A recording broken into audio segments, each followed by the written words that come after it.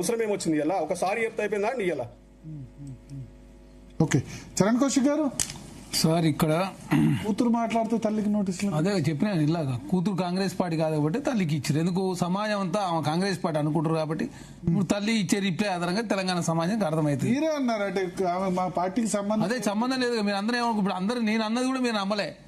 ఆమె నోటీస్ ఇవ్వకపోవడం స్టార్టింగ్ లోనే చెప్పాను ఇది వెల్ ప్లాన్డ్. ఆమె కామెంట్ చేసింది కూడా ఏంటంటే కొండా మురళి గాని కొండా సురేఖ ఇద్దరు కాంగ్రెస్ పార్టీ, వాళ్ళిద్దరు పక్కన లేకుండా కామెంట్ చేసి అందరూ ఏమనుకుంటారు చాలా వెల్ ప్లాన్ ఏంటంటే ఇప్పుడు కొండా సురేఖ రిప్లై ఏంటంటే నా కూతురు సంబంధం లేదు, నాకు సంబంధం లేదని చెప్తారు. అందు నేను ఫస్ట్ చెప్పింది అది. ఆమె కాంగ్రెస్ నోటీసులు ఇచ్చేం లాభం? ఇప్పుడు ఆమెకి ఇచ్చి ఇప్పుడు తెలుసు సమాజానికి తెలవాలి కదా.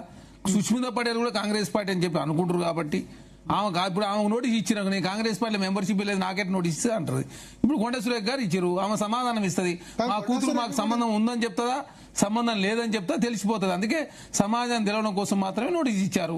తర్వాత ప్రభాకర్ రెడ్డి, జక్కిడి ప్రభాకర్ రెడ్డి గారికి సంబంధించి బీసీల మీద కావచ్చు, యాదవుల మీద కావచ్చు, గౌళ్ళ మీద కావచ్చు, ఎరకుల మీద కామెంట్ చేసినందుకు వారు సస్పెండ్ చేశారు. తర్వాత చిన్నారెడ్డి గారు మాట్లాడిన మాటల మీద వారు నోటీస్ ఇచ్చారు. ఇక్కడ కొండ సురేఖ గారు కూతురు మాట్లాడిన దానికి కొండ సురేఖ గారికి ఇచ్చారు. ఎందుకంటే పార్టీతో సంబంధం లేదు కాబట్టి ఆమెకి ఇస్తే మళ్ళీ ప్రెస్ మీట్ పెట్టి కాంగ్రెస్ పార్టీ మెంబర్షిప్ లేకుండా ఇచ్చిర్రు అని చెప్పేసి కాంగ్రెస్ పార్టీ మళ్ళీ అంటారు కాబట్టి తల్లికి ఇస్తే తల్లి సమాధానంగా ఫర్దర్ గా ముందుకు పోతారు. అదే కాకుండా ఇక్కడ సార్ ఇప్పుడు బీఆర్ఎస్ పార్టీ ఇంత మాట్లాడుతుంది సార్ ఈ డ్రగ్స్ గంజాయి గురించి. అసలు డ్రగ్స్ గంజాయి మయమైంది మీ ఆయనలే కదా. అవన్నీ ఇప్పుడు ఈ కఠినమైన చట్టాలు తీసుకొచ్చి నార్కోటిక్ డిపార్ట్మెంట్ ఏర్పాటు చేసి ఇంత కఠినంగా వ్యవహరిస్తేనే పరిస్థితి ఎట్టుంది. మీ ఎమ్మెల్యే అరే మొయినాబాద్ లో pilot Rohit Reddy drugs party నిర్వహించిండు, మీ పార్టీలో ఇదో సస్పెండ్ చేయలేదు. మీరు మాట్లాడుతున్నారు భారతీయ బీఆర్ఎస్ పార్టీ నాయకులు ఏడ సస్పెండ్ చేసి సార్ 7 రోజుల సమాధానం అడిగిరు. ఇదే డిబేట్ లో మనమే మాట్లాడుకున్నాం. 7 రోజులు అయిపోయింది, 8 నెలలు అవుతుంది. ఇప్పటి వరకు చర్యలు అతి గతి లేదు. జస్ట్ నోటీస్ మాత్రమే ఇచ్చారా, నోటీస్ రిప్లై 7 రోజులు అన్నారు. రోహిత్ రెడ్డి గారిని తాండూరు పార్టీ ఇన్ఛార్జ్ గా పీకేసి అక్కడ వేరే వ్యక్తిని పెట్టిన పార్టీని సస్పెండ్ చేయలే కదా. పార్టీని సస్పెండ్ ప్రాథమికమైన మెంబర్షిప్ సస్పెండ్ చేయాలి కదా. ఎవరు పెట్టారు అక్కడ? ఆయన ఎవరో ఉన్నారు, వాళ్ళకి సంబంధించినటువంటి వ్యక్తి అక్కడ లేదే. మన కూడా పంచాయతీ అయింది. హలో ఇప్పుడు మీరు ఇచ్చింది ఎందుకు నోటీస్ ఇచ్చారు 7 రోజులలో. 7 రోజులలో అతి గతి లేదు, అది కంటిన్యూ అయ్యింది. ఎందుకు రోహిత్ రెడ్డి గారు బయట సస్పెండ్ చేస్తే వాళ్ళకి సంబంధించి అంతర్గతంగా కేటీఆర్ గారికి సంబంధించి కావచ్చు, బీఆర్ఎస్ పార్టీ సంబంధించి కావచ్చు, మొయినాబాద్ ఫామ్ హౌస్ అయితే గుర్తుంది. ఇన్ఛార్జ్ గా వేరే వాళ్ళని పెట్టారో లేదో నాది. ఎక్కడ సస్పెండ్ చేసి సార్, ఎక్కడి సస్పెండ్ చేసారు? సస్పెండ్ చేయలేదు వాళ్ళని. ఆయన సస్పెండ్ చేసినా తొలగించి ఉండొచ్చు అక్కడి నుంచి, కానీ సస్పెండ్ చేయలేదు. పార్టీ ప్రాథమిక సభ్యత నుంచి పైలట్ రోహిత్ రెడ్డి గారు సస్పెండ్ చేయలేదు. అర్థం సస్పెండ్ చేయలే. ఎక్కడ అక్కడ ఇన్ఛార్జ్ సంబంధించి మన కూడా గొడవ అయింది. ఆయన ఉన్న పోతే అక్కడ ఉన్న వాళ్ళు మీరు ఎట్లా వస్తారని చెప్పి గొడవ చేసిన పరిస్థితి చూసినా కానీ ప్రాథమిక సభ్యత్వం తీసేయలేదు. 7 రోజులు ఆయన ఏం రిప్లై ఇచ్చినా కూడా ఇప్పుడు రాష్ట్ర ప్రజలకు తెలియజేయలేదు. తర్వాత వాళ్ళ ఆయన చూసినాం, అది కేటీఆర్ బావమరిది రాజ్బాగా ఇంట్లో డ్రగ్స్ దొరికిన పరిస్థితి చూసినాం. రాజ్ మద్దూరు చూసినాం కదా. ఆ రోజే కొకైన్ దొరికింది. ఆ రోజు బీఆర్ఎస్ పార్టీ నాయకులు ఇళ్లలో కొకైన్ దొరకవచ్చు, వాళ్ళ ఎమ్మెల్యే డ్రగ్స్ పార్టీ. 17 మార్చ్ 2026 రోజు సస్పెండ్ చేశారు పైలట్ రోహిత్ రెడ్డిని. కేసీఆర్ సస్పెండ్ చేస్తూ నిర్ణయం తీసుకున్నారు. ఇంకొక అప్డేట్, షోకాజ్ నోటీస్ ఇష్యూ చేశారు first. And show cause notice issue చేసి సస్పెండ్ చేయలేదు sir. Suspended from all activities. ప్రాథమిక సభ్యత్వం తీసేయలేదు. ప్రాథమిక సభ్యత తొలగించకుండా వాళ్ళు బీఆర్ఎస్ పార్టీ నాయకులు ఎట్లా కాకుండా అయితే మీరు చూడండి. ఒకసారి మన తాండూరులో కూడా పంచాయతీ అయింది. మన తాండూరులో వేరే యాక్టివిటీస్ పోతే మీరు ఎట్లా వస్తారని చెప్పేసి వాళ్ళు గొడవ చేశారు. నోటీస్ ఇష్యూ చేసినప్పుడు సస్పెండ్ చేశారు అని చెప్పి. నో సార్, 7 రోజులు వేరే అని చెప్పారు. 7 రోజులు వేరే అని చెప్పారు. వాళ్ళు మాత్రం తెలుగుదేశానికి సంబంధించి 3 రోజులు వాళ్ళు వివరణ కోరి వారు కూడా క్లోజ్ చేసిన పరిస్థితి మనం చూసినాం. మొదటిసారి దొరికింది కాబట్టి బెయిల్ వచ్చింది. కాబట్టి బీఆర్ఎస్ పార్టీ నాయకులకు సంబంధించి వాళ్ళ గృహ ప్రదేశాలనేమో గంజాయి కొకైన్ దొరుకుతుంది. వాళ్ళు మాత్రం మాట్లాడుతారు కాంగ్రెస్ పార్టీ అంటే వచ్చిన తర్వాత మేము నార్కోటిక్ డిపార్ట్మెంట్ ఏర్పాటు చేసి తెలంగాణ ఇంత టైట్ చేస్తే మీ ఆయనలో గ్రామీణ స్థాయికి జరిగింది. డ్రగ్స్ గంజాయిమయమై తెలంగాణలో గంజాయిమయమైన తెలంగాణను దాన్ని కంట్రోల్ చేసే ప్రయత్నంలో ప్రభుత్వం ముందుకు పోతున్నా మీరే అడుపులు వేసే ప్రయత్నం జరుగుతా ఉంది. దాని ఇంకోటి సార్, తెలంగాణ రాష్ట్ర కాంగ్రెస్ పార్టీ విద్యారంగానికి సంబంధించి కాంగ్రెస్ ప్రభుత్వం వచ్చిన తర్వాత ఏం చేసినావు చాలా స్పష్టంగా చాలా సందర్భాల్లో మాట్లాడాం. ఒక్క గురుకులాలకు సంబంధించి పర్మనెంట్ బిల్డింగ్ మీరు కట్టలేదు. మేము వచ్చిన తర్వాత 105 గురుకులాలకు సంబంధించి పర్మనెంట్ బిల్డింగ్ లో కన్స్ట్రక్షన్ జరుగుతా ఉంది. నెక్స్ట్ ఇయర్ జూలై మాసంలో ఓపెన్ కాబోతున్నాయి. Skill university, sports university, doctor Manmohan Singh earth science university, తర్వాత వీరనాథ్ సాగర్ యూనివర్సిటీ, తర్వాత education commission, ITI place, advantage institutions, polytechnic కళాశాలలు అప్గ్రేడ్, ఉస్మాన్ యూనివర్సిటీ 1000 కోట్ల రూపాయలు. అరే కాంగ్రెస్ ప్రభుత్వంతో పోటీ పడే పరిస్థితుల్లో Bharatiya Janata party BRS party ఉన్నాయా?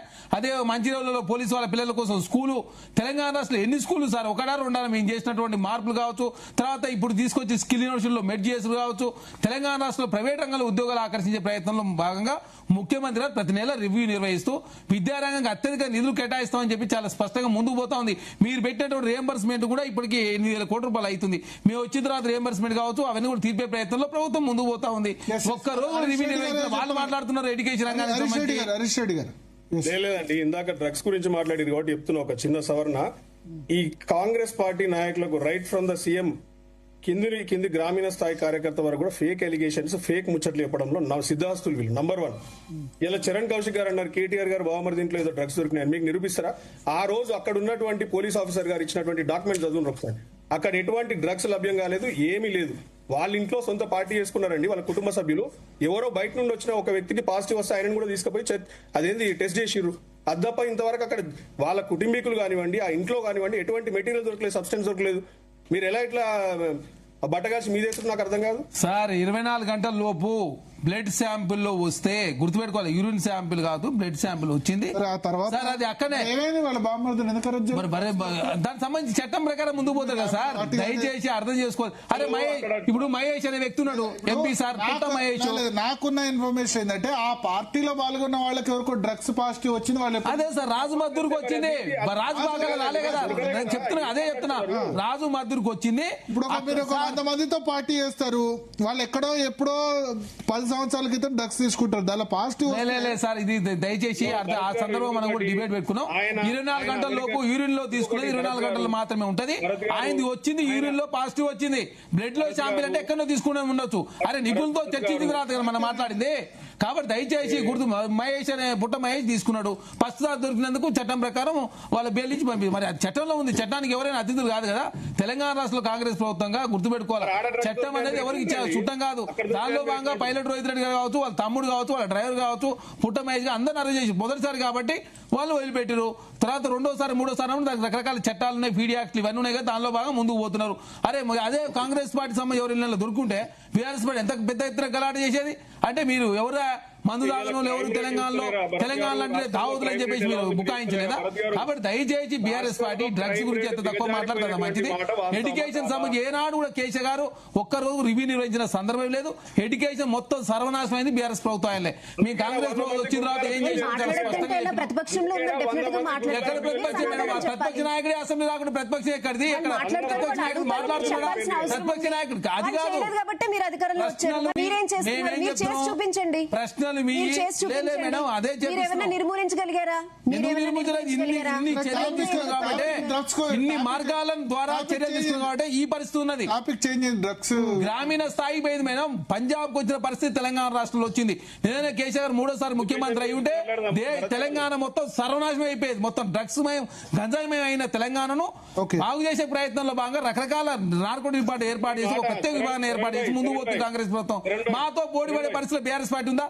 ప్రశ్నలు మీ సమాధానం మాదని చెప్తున్నాం. మేము భయపడతలే, పారిపోతలే. మీరు ప్రశ్నలు ఏంటి, సమాధానం. 9.5 సంవత్సరాలు మీ పరిపాలన, 2.5 మాది నరేంద్ర మోడీ గారు 12.5 సంవత్సరాల మీద చర్చ. ఎప్పుడైనా అసెంబ్లీ వేదికగా చర్చ పెట్టడం ప్రభుత్వం సిద్ధం. నిన్నగాక మొన్న ముఖ్యమంత్రి గారు చెప్పారు. మీరు అసెంబ్లీకి వచ్చిన ప్రశ్నలకు కాంగ్రెస్ పార్టీ ఎక్కడ కడికి కంపాన పోస్తుందో, తెలంగాణ రాష్ట్రంలో ఆర్థిక వ్యవస్థ దివాలా దీపించిన వాళ్ళు, మొత్తం ప్రజాస్వామ్యం కూని చేసిన వాళ్ళు, ప్రజాస్వామ్య విలువలు లేకుండా చేసిన వాళ్ళు, డ్రగ్స్ మయం చేసిన వాళ్ళు, గంజాయి మయం చేసిన వాళ్ళు, పేపర్ లీక్ చేసిన వాళ్ళు. కాబట్టి మీరు కాంగ్రెస్ పార్టీ ప్రశ్నలు అడిగితే ఎక్కడ సమాధానం ఎదురుదామని చెప్తుందో, ఎదురుదాడి చేస్తే భయపడే అసెంబ్లీ కేసీఆర్ గారు రావడం లేదు. బయటకు వచ్చి ముఖం చూపిన పరిస్థితి వాళ్ళు ఉంటే కాంగ్రెస్ పార్టీ కూడా మేమేదో తప్పు చేసినాం. డ్రగ్స్ టాపిక్ కాదు, మన డ్రగ్స్ కాదు, క్రైమ్ రేట్ గురించే మాట్లాడదాం.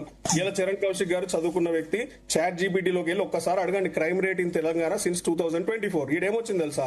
According to official national crime records bureau and state police reports, the crime rate has increased from roughly 18 to 20% in Telangana since 2024.